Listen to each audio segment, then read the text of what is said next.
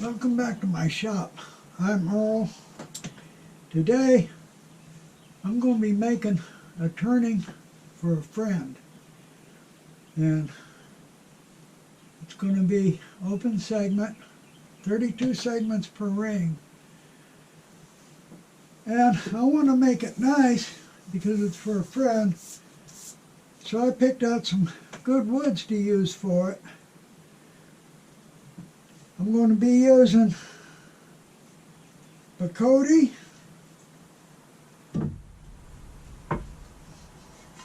Purple Heart,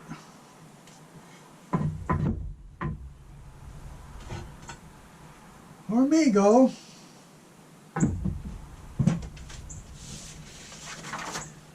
Yellow Heart, and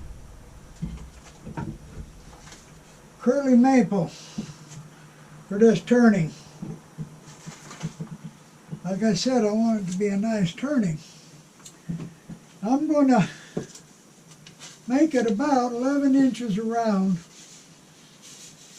and I'm going to be using this pattern right here.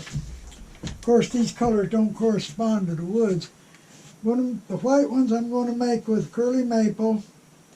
These I'm going to make with a Hormigo, but I'm going to make them solid. I'm going to make the center one Hormigo too.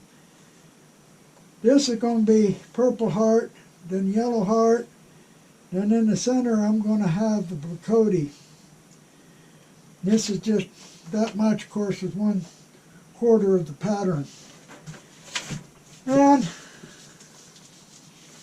I made a rough outline here of what I want and drew in the segments. Now, 32 rings. Is this one 32? No, this ain't the 32. This 32? Yeah, this is 32. So the smallest ring on it is going to be 7 inches. And the open segment size is 0.4826. The biggest ring is going to be 11. And the segment size is going to be 0.7584. Now I want the segments on this to be approximately the same height as they are width. So I'm going to have to take the average cut length, let's say about 9 inch, which is 0.6205. I'll cut the segments to 0.6 inch height to do this. That'll give me a good pattern. If you get them too tall, it stretches the pattern one way. If you get them too short, it stretches the pattern the other way. So first thing I'm going to have to do is rip the boards. Now, the biggest segment in this direction is going to have to be about 1 inch. And all the boards are 1 inch thick. So all I'm going to have to do is just rip off the edges enough to mill them down to get 0.6 inches. So like I said, the first thing I'm going to have to do is start ripping the woods up and get some pieces to cut segments. I've got woods milled up now, a whole stack of them here, right there. They're actually 0.61 inches, that's plenty close enough. And I'm going to use a floating bottom. Now I've got this floating bottom I made a long time ago for a demonstration. It's a good floating bottom. It's Curly Maple. Might just well go ahead and use it. It's 7 inches. So if you don't know how I made the floating bottom, I got a video just on making a floating bottom. So I'm going to go ahead, mount up the floating bottom, mount up the gluing platform, mark my index wheel with magic marker for 32 segments. That's 64 indexes, every other one marked a different color. And I'll be ready to start cutting segments. Okay, so I got all the wood milled for this turning. Might not have enough, might have to mill some more, but looking at the Bacote, this is what I want to see. But the way this is cut, I'm going to see this edge instead, which is not what I want to see. So, I know I'm going to waste a little wood, But I'm going to cut another Bacote piece. Actually cut an inch off here and then cut it down. I know I'm going to waste wood, but like I said, it's for a friend of mine and I want it to look the best I can make it look. So I'm going to go ahead and recut the Bacote and mill it down. I got a new piece of Bacote prepared. It's got the pattern I want. It's going to show on this one. I know I wasted a little bit of Bacote, but that's okay. Again, like I said, it's for a friend and I want it right. So, ready to start cutting segments. So let's see how big the first ring's going to be. The bottom is 7 inches. So I got the first ring drawn in. I'm going to measure from the center out. It measures 4 inches. So that means an 8-inch ring. Get my handy cheat sheet out for 32 segments. Open segments. 8-inch ring. Got to cut them to 0.5515. And the angle is going to be 3.9 degrees. So I'm going to set up my table saw and start cutting some segments. And looking at the pattern, I'm going to need 4, the Hormigo. I'm going to need 4, the Purple Heart, and that's 8 segments. So 8 from 32 means I'm going to need 24 of the maple. So that's what I'm going to go ahead and cut now. Got 32 segments cut for the first ring, lined up, and the sequence are going to be glued on. Now, I've got my index wheel set up. Like I said before, my index wheel is mounted on the back of my lathe semi-permanently, other than behind the chuck. That's because I have no motor back there in the weight up. So I can mount it back there. I got my easy segment jig set up and I'm ready to start gluing. So I'm going to go ahead, move the camera and start gluing up segments. Okay, I've got my platform set up. Got the stop block set for 4 inches. This is going to be an 8-inch ring, so it's 4 inches from the center. Using 192 index, using every third index, which is 64. Got one marked black, one red, one black, one red, etc. all the way around. So I'm starting with the black indexes. I got it set so the first segment falls right over one of the joints on this ring here. Now this is a 16 segment ring and I'm using 32 segments. But that's alright because 16 is half 32 and now every other one will fall on a joint, which is okay. You can't use 12 or 24, they just don't look right. I'm going to be using tight bound quick and thick. I'm going to make 5-second glue ups. Very light coat of glue. Very light coat of glue.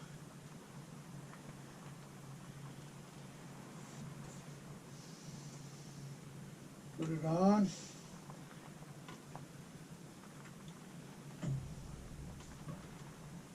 Five seconds.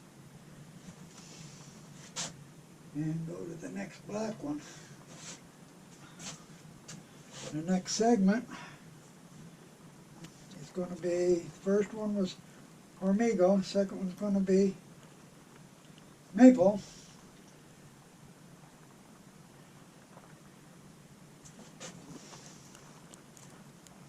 Another 5-second glue up. Once I get it in here.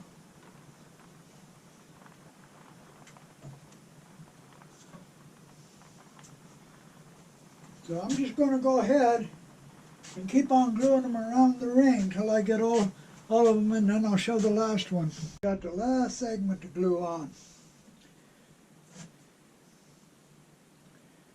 Again, a light coat of glue.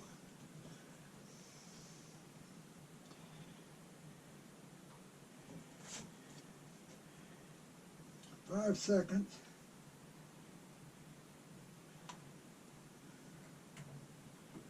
Now I can't rotate this one out of the way, so I'm going to unlock it, tailstock, and I'm going to bring it back till it clears the segments.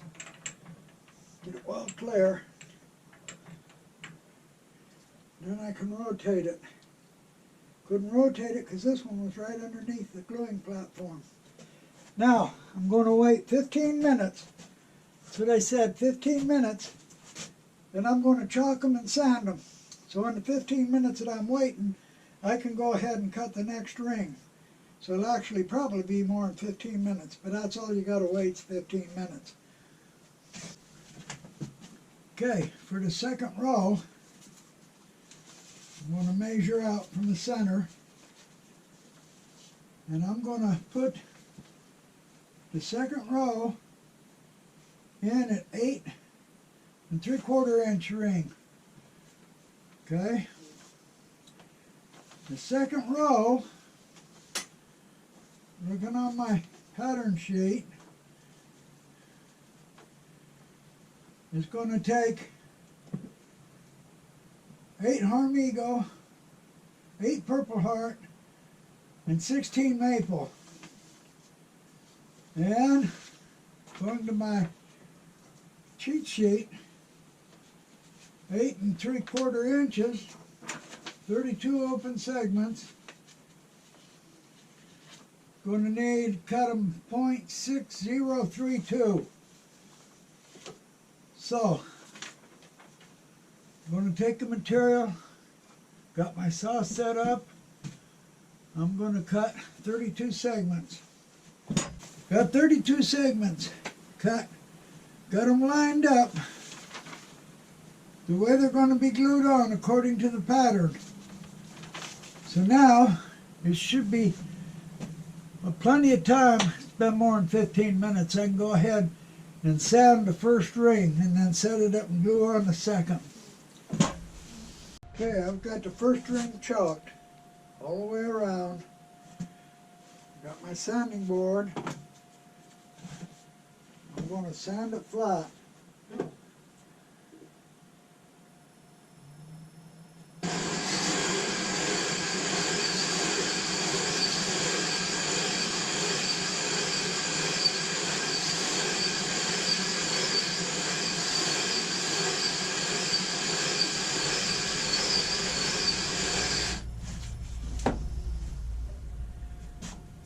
All the stock was run through the drum sander at the same time, so they're all the same thickness, and you'd think they'd be flat. They're not.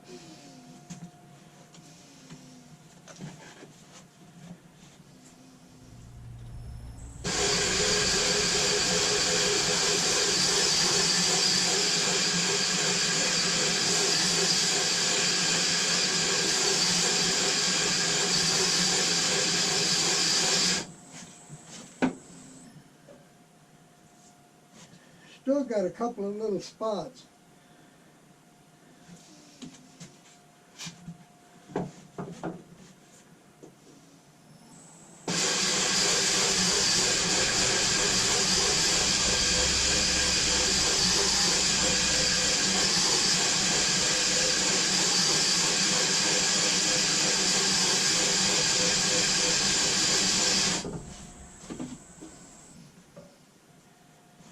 Now, they're flat.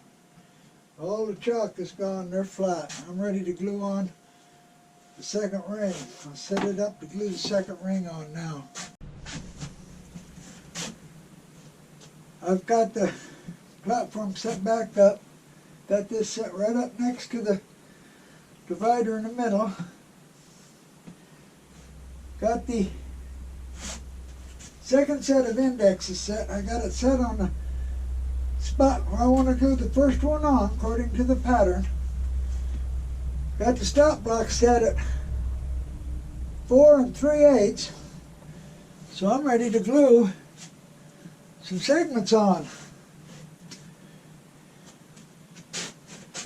So I'll go ahead and glue a couple of segments on.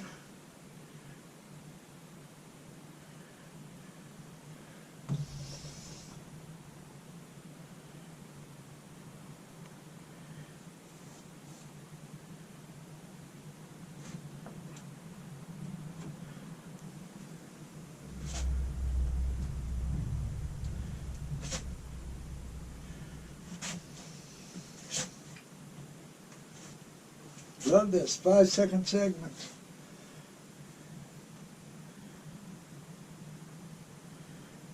Two hormigo.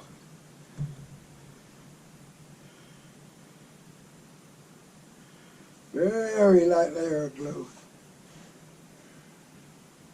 I don't want any squeeze out. Just barely enough to see.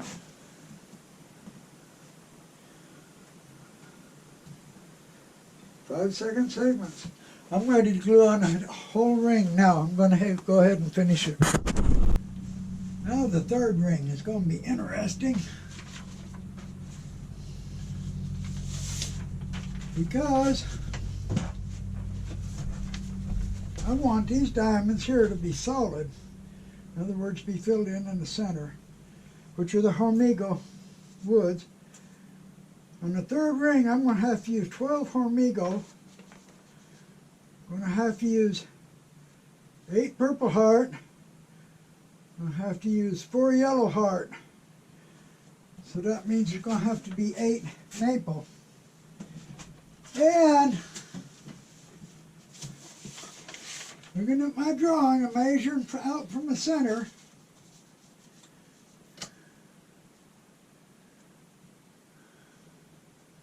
I'm going to make a third ring 9.5 inches. Get my cheat sheet. 32 open segments, 9.5 inches. Got to be cut to 0.6549, 0.655. So set up my saw, cut 0.655 segments, and I'll go ahead and cut 32 segments. And keep in mind how many is what I have to cut. I think I might run out of hormigo. Might have to prepare another stick of hormigo before I'm finished. But let's go ahead and cut 32 segments. Third ring's been cut. I got them lined up in the gluing sequence. And now the second ring should be ready to sand in 15 minutes. I'm going to go ahead and sand the second ring, and I'll set my gluing platform back up same way as I did before, and I should be ready to glue on the third ring. The gluing platform's been set back up. The post is right up next to the center. Got the index set. I got it set on the place I want to start. I got to double check that, make sure. And so I'm ready to glue on the third ring. And I'm going to put it on the same way as I did the other two. Light layer of glue, very light.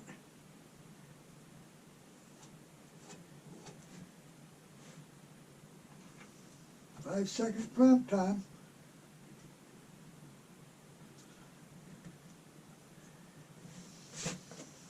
Go to the next index. Take the next segment. Again, light layer of glue.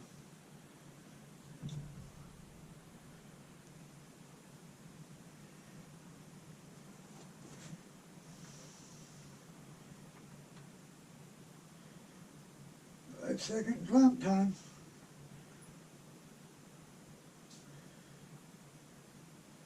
I've never had a glue joint fail. Don't sound like it'd be long enough clamp time, but they hold. Like I said, I've never had one fail. Even when I had one explode, it was all the wood breaking. No failure on the glue joints.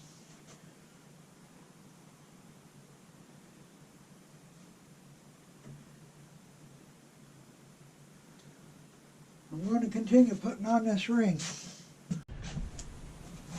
I've got the third ring on. So what I'm going to do now is start turning the inside. I'm going to turn the first ring into the second ring. I'm not going to turn all the second ring, but the second ring is stabilized because of the third ring on it. So I can turn the bottom into the first ring and the first ring just into the second. I can take this out because I got the stop collar on it. When I put it back, it's exactly the same spot. So I'm going to go ahead and turn that first ring. I'll probably be using the carbide tools, being as how I've been talking about them lately. I've got the bottom ring turned right into the first ring. I got the base just turned into the bottom ring. So I'm going to go ahead now and start making the fourth ring. Now the fourth ring. 1, 2, 3, fourth ring. I'm going to need 8 hormigo, 8 maple, 8 purple heart, and 8 yellow heart. 8, 8, 8, and 8. And I'm going to make the ring. 1, 2, 3, 4. Make the ring 10.5 inch. So 10.5 inch. My chart. 0.7239. So I got to set it up for 0.7239, 0.724, and cut 32 segments. Okay, I got 32 more segments cut for a 10.5 inch ring. Got them lined up in the gluing sequence. Got my platform set back up again. That's very simple, easy to do. Just takes a second. Got my index set. Got it spotted on the right spot so I can glue the first one on the correct spot. So I'm going to go ahead and just glue up this fourth ring just like I did the rest. The fourth ring is on. So the fifth ring is going to be the first ring that I got my Cody in it. But it's going to be like the other rings. Follow the pattern, measure the distance, cut the segments, glue them on. So I'm just going to add rings now for a while.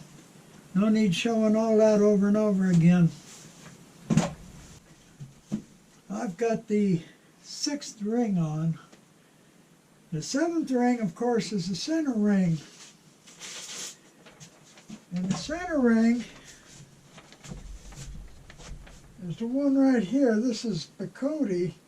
I was thinking on making it just solid Bacote, put Bacote in the center. But I'm thinking now maybe I'll put something different to contrast it. I could put holly in there, but that's too close to the light maple I'm using, so it probably wouldn't be noticed. Avadar is a little bit yellow, like the yellow heart. I could use tamarind, but I don't think 4 pieces of tamarind would really stand out that much. So I think what I'm going to do is put in some Macassar ebony. The Bacote I'm using is pretty light colored, so I think it'll contrast enough. So I'm going to try it. If it don't work out, then I'm in trouble. But I think I'm going to put, it's only going to take 4 pieces, put this Macassar ebony in there. So I'm going to go ahead and cut the segments for the 11th ring, or for the 7th ring, excuse me. I've got rings 7, 8, and 9 on now. And now I'm going to do something that everybody says can't be done. I'm going to put a steady rest on the open segments, actually on the open segments. And I know you say you put a steady rest on the open segments when the wheels hit the holes that jump and vibrate and shake and tear everything up. But I'm going to put it on and make it run smooth, and I'll show it to you running smooth. All you'll hear is the noise of the wheels yourselves. A steady rest on it, see what it does. Oh, you hear the noise of the wheels, huh? That's it, it runs smooth.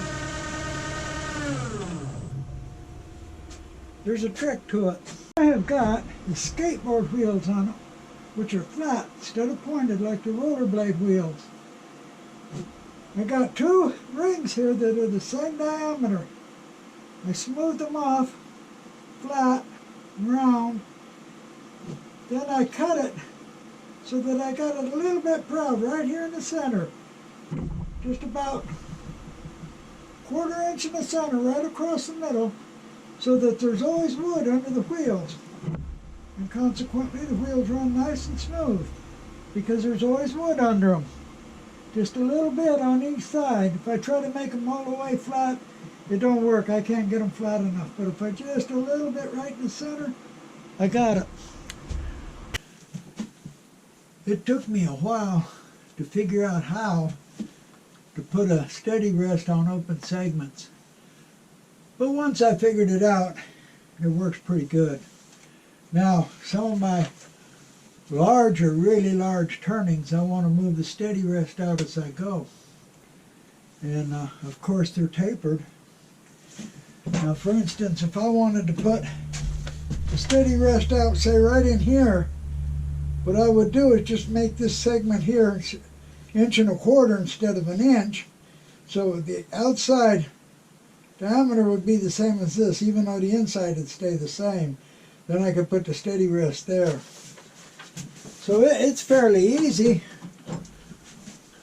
Once you do it a couple of times, it's easy to do. Okay, all the open segments are on now. And it's time to put on the top solid ring. Now, there's 32 open segments. I could make a 32 closed segment ring for the top. But being as how it's curly maple, I want to show more of the curl if I can. So I'm going to make it 16 segments. That'll show more of the curl in the curly maple.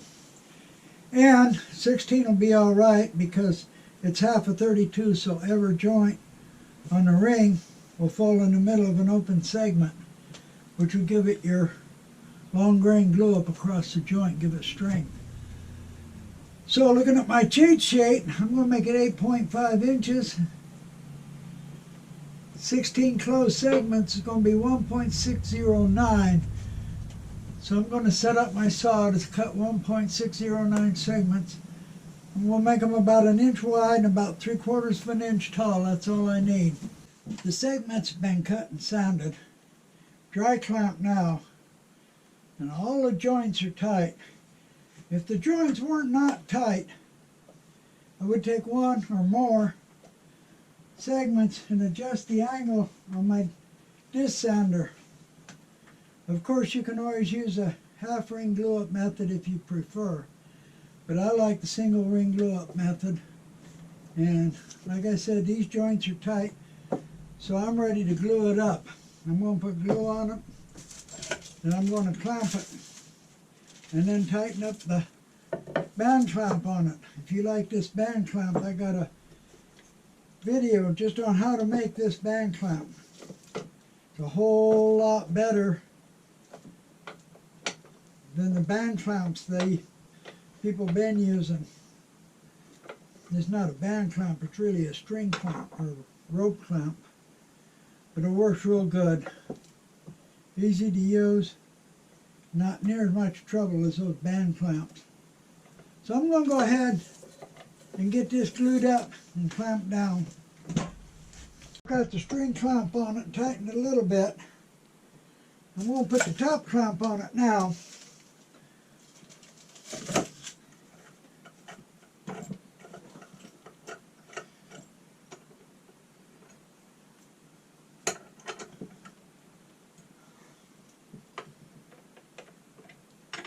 Not to hold it flat. Now I'm going to tighten the string clamp on down.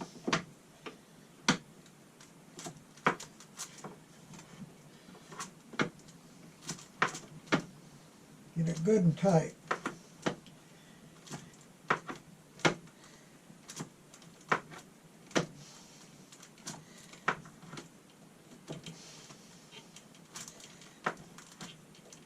That's tight enough. It's about to break that 40-pound cord. Tighten this just a little bit more.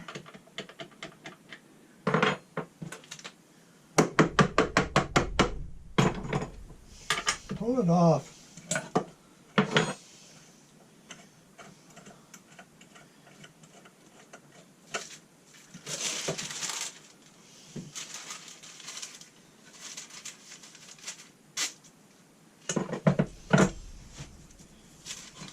Not flat. Hang it up for 15 minutes and I'll be ready to flatten it. It's been over 15 minutes now, so I'm ready to flatten the ring. And normally I put it in the coal jaws, put it on the lathe, turn it flat, and then use the sanding board to get it perfectly flat.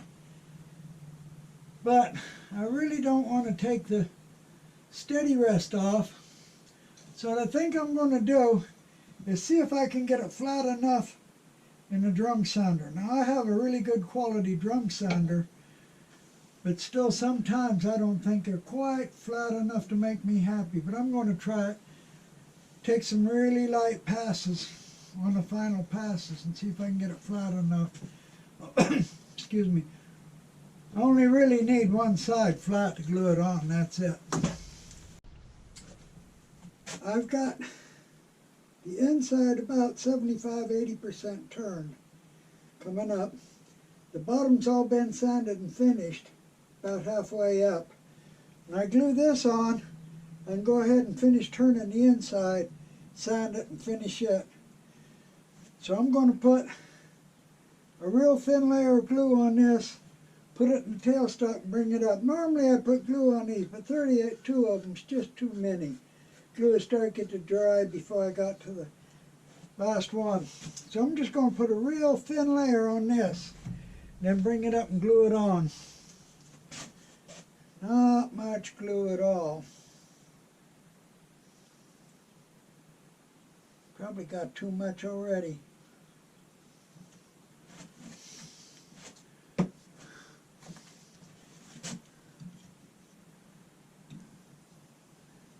Yeah, I got way too much.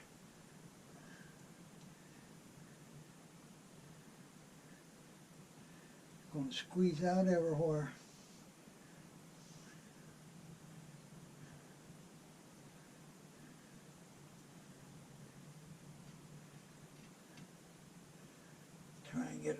Try and get the thick stuff towards the middle where it ain't going to squeeze out. Get it thin along the edge. Here it's really thick.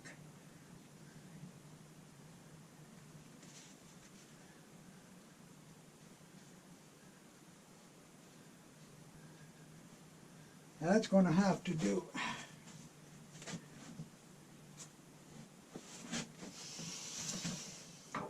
Put it in the tailstock, bring it up, make sure the joints on the closed rings right over the top of the open segment. Bring it up, clamp her down.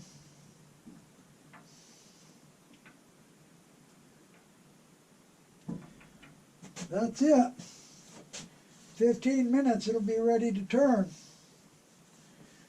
Okay, I've got the inside turned, sanded, and finish put on it. Now I'm going to put it between centers to do the outside. I've got my cone here, simple homemade cone made out of MDF, nothing special. Got a 1x8 nut in the bottom. It unscrewed one time from my live adapter and crushed a turning, so I drilled a hole through it, tapped it and put a set screw on it. I got it on the live adapter. I'm going to put it in the tailstock and I'm going to bring it up, not real tight, just enough to stabilize it. I don't want it real tight on these open segments. So what I'm going to do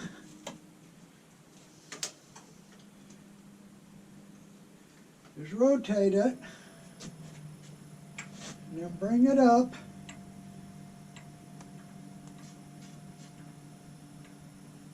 Right about there. It should be enough to stabilize it. Just enough. Not real tight. Don't want to crush. Now I'm going to start turning the outside. I'm going to start at the top and turn down towards the bottom.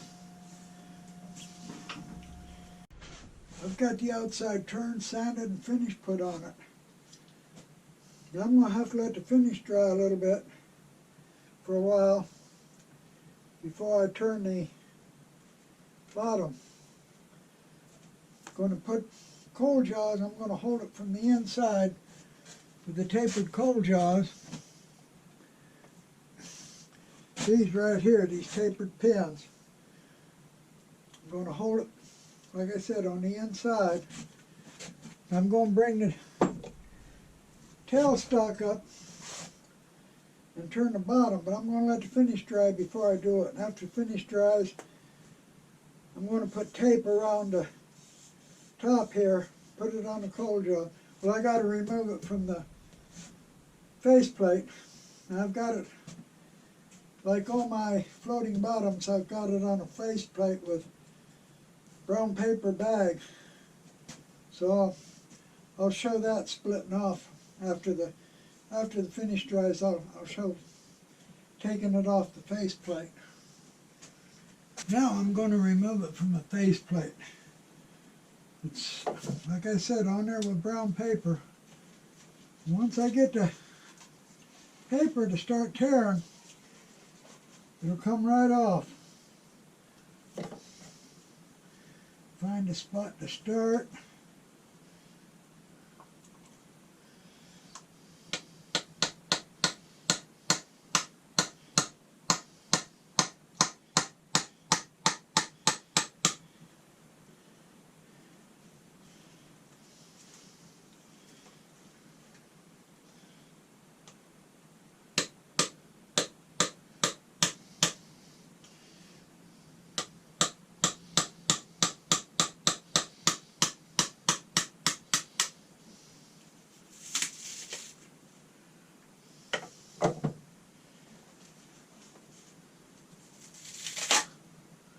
It's off.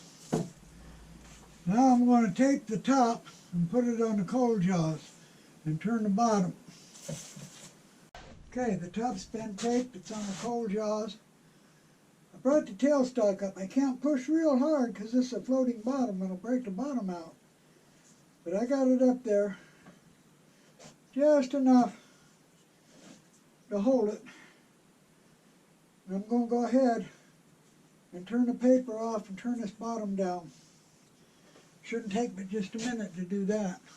Well, that's it. I turned the bottom and it's finished, except of course for signing. I ain't signed it yet, but other than that, it's finished. And I don't really much like the shape now that it's finished, but it is what it is, I guess.